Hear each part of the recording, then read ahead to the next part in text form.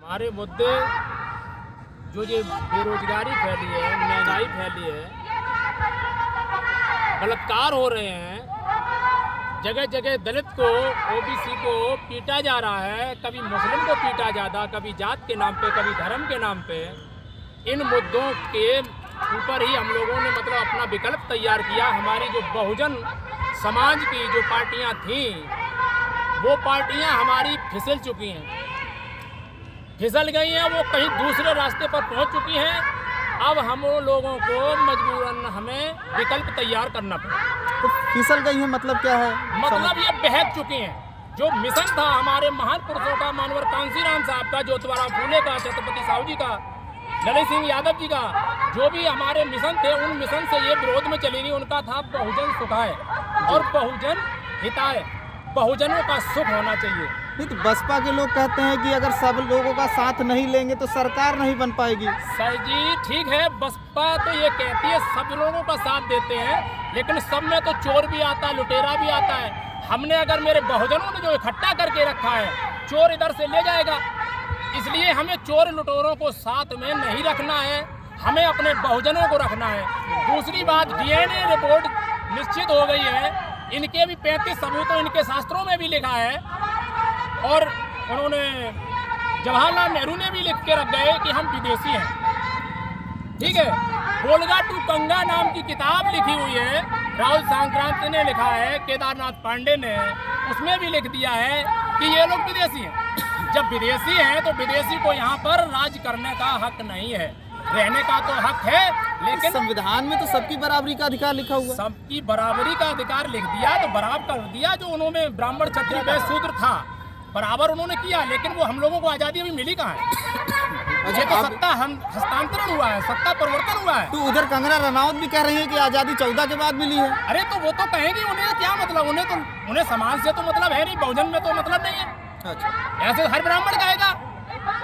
उनमें तो कुछ महिलाएं ऐसी भी हैं, वो कहती हैं इसमें चलता रहता है, बलात्कार तो होता रहता है, ये ब्राह्मण की संस्कृति है, तो क्या हम उसमें सहयोग करेंगे? अभी देखा जा रहा है किसान आंदोलन में सिखों को बदनाम करने का बड़े पैमाने पे काम किया जा रहा है, इस पे आप क्या कहेंगे? इस पे क्या कहेंगे, सरकार को हमें किसी तरह हटाना होगा। ABM का भी मुद्दा हमारा चल रहा है, उसका भी धरना प्रदर्शन कर रहे हैं, परसों भी दिया गया।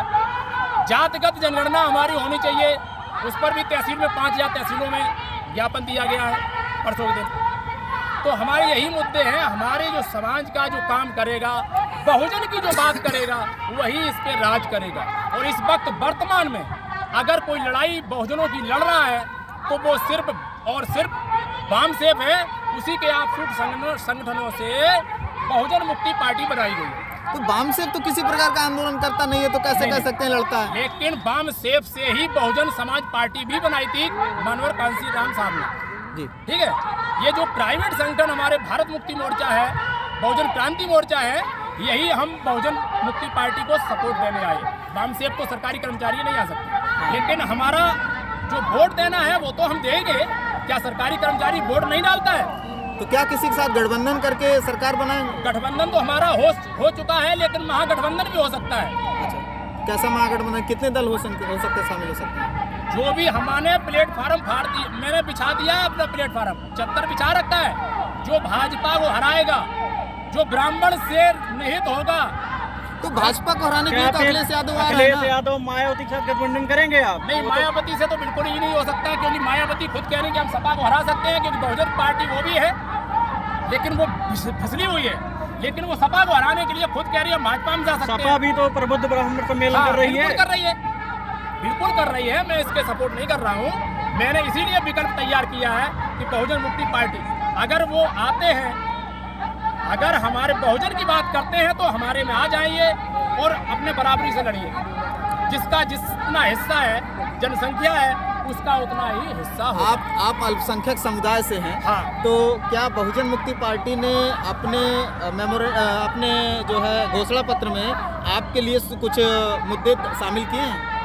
एक ही बात कर दी है, कोई धर्म से नहीं, किसी जात से नहीं, जिसकी जितनी जनसंख्या है। सबकी बराबरी की बात तो होनी चाहिए, सबको अधिकार मिलना चाहिए, हाँ, सबको। तो मैं बोल रहा हूँ। जैसा कांशीराम साहब ने कहा कि हाँ। सबकी जितनी जिसकी हिस्सा। संख्यादारी हाँ, बिल्कुल, उसकी हिस्सेदारी, बस वही तो होगा। आपको संख्या के अनुपात में तो चाहिए ना। हाँ बिल्कुल चाहिए ना, तो जितनी जनसंख्या होगी इसकी जनगणना होनी चाहिए सबकी, जितनी जनसंख्या जिसकी मिल रही है उसी हिसाब से उसको हक अधिकार मिलना चाहिए। ठीक।